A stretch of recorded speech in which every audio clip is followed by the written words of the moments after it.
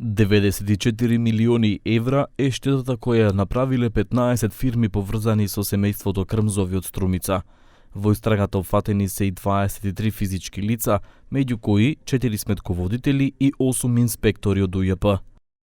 Склучувале фиктивни купопродажни договори за недвижен имот кој воопшто не бил во сопственост на фирмата која го продавала.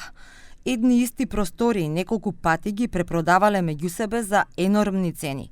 Квадратен метар се движел од 4.000 до 20.000 евра.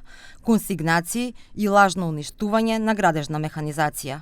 Потоа фирмата која ја купува недвижноста преку УЈП бара поврат на ДДВ од државата и така инкасирани биле 30 милиони евра. Со добиениот поврат прикажувале кредитна способност, земале кредити, исплаќале плати, граделе згради. Тешко е да се фати начинот на оперирање и поврзаноста, бидејќи користела лажна документација. Копаш и нема дно. Вака се изрази државниот јавен обвинител Љупчо Коцевски на брифингот со новинари, потенцирајќи дека ова е еден од најобемните предмети.